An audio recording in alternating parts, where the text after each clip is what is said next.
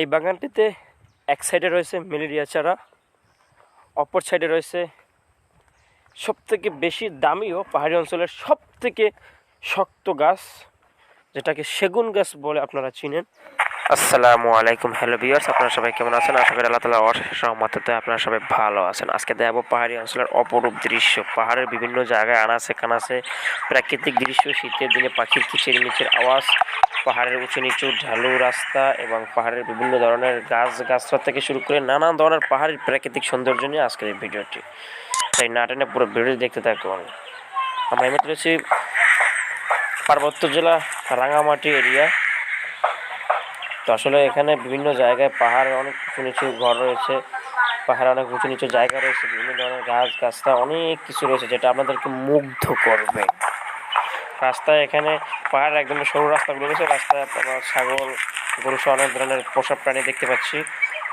এরপরে এখানকার অনেক ম্যালেরিয়া চারা, আকাশি গাছ, সুপারি গাছ, তুলা গাছ, অনেক ধরনের গাছ আমরা দেখতে পাচ্ছি এখানে। আর পাখির কিচিরমিচির আওয়াজ। এখানে নতুন করে ঘর চলবে, সেজন্য ঘরের পোতা বানানো হচ্ছে।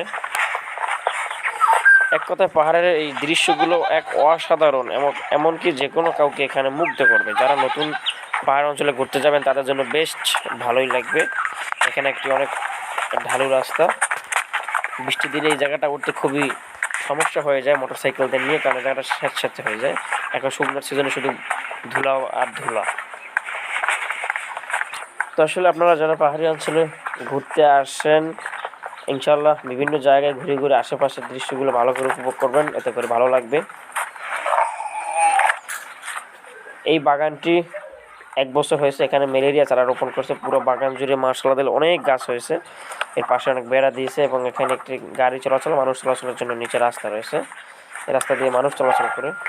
এই বাগানটিতে এক সাইডে রয়েছে ম্যালেরিয়া চারা, অপর সাইডে রয়েছে সবথেকে বেশি দামি ও পাহাড়ি অঞ্চলের সবথেকে শক্ত গাছ, যেটাকে সেগুন গাছ বলে আপনারা চিনেন।